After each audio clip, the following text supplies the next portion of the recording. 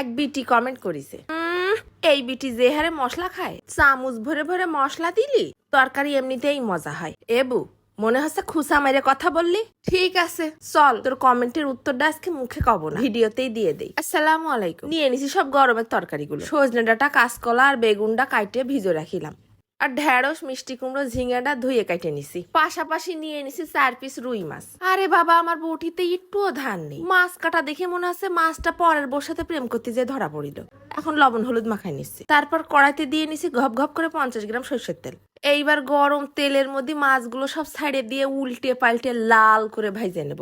একেবারে কড়া মুচমুচে করে ভাজার কোনো দরকার নেই। পাশেই আমার পাথরের মেশিনটা পাতায় ফেললাম, 1 চামচ ভইরে সর্ষে দিয়ে দিছি, আর 5টা কাঁচা ঝাল দিয়ে দিছি। সামান্য একটুখানি নুন দিয়ে বাইটে নিচ্ছি নিপিস করে। বাবারে, আজকে রানবো বিনা মশলায় গরমের পাতলা ঝোলের তরকারি।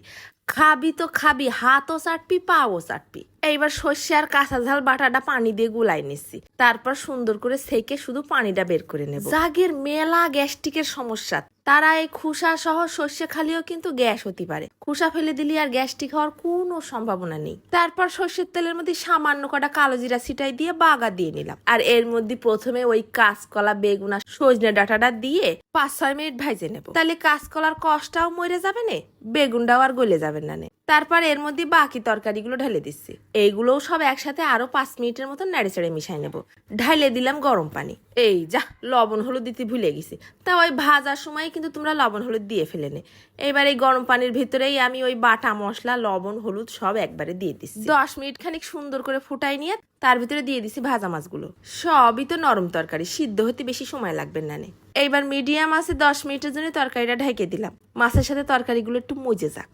দেখো দিন তরকারিগুলো প্রায় সেদ্ধর পথে। এইবার এর ভিতরে একটা কাঁচা আম কাইটে ফালি ফালি করে ছড়াই দিচ্ছি। তারপর আরো 15-20 মিনিটের জন্য একদম কম আছে ঢেকে রেখে দেখো দিন কি ফাইন একটা কালার হয়েছে।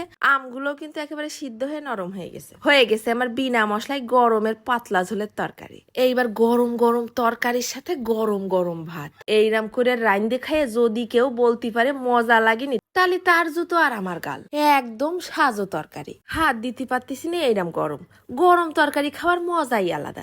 দেখো দিনই সব গলে গেছে, মাখাই নিয়ে শুধু ঘপ ঘপ করে গালে দিচ্ছি, কোনো কথা হবে না। কালো জিরা ফোড়নে দিয়ে আর ঘিরান বেরোচ্ছে, আর সাথে আমের একটা হালকা টক টক ভাব আছে ঝোলের মধ্যে। যাগের বেশি টক পছন্দ তারা চালিয়ে কিন্তু 2-1 পিস আম আবার খুন্তি দিয়ে গড়াই দিতে পারবানি। আজকের তরকারি খাওয়ার 2 ঘন্টার মাথায় আবার খিদে লেগে গেছে।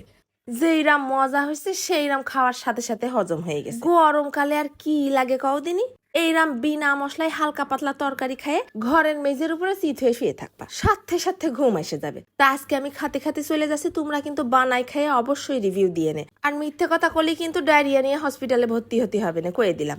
আর যে কইলো মশলা দিলে তরকারি এমনিই মজা হয়, বিনা মশলায় এইরাম করে তরকারি খাইয়ে দেখে নে, আঙুল সাইটে ভাত খাতি মন চাবে না। ধন্যবাদ।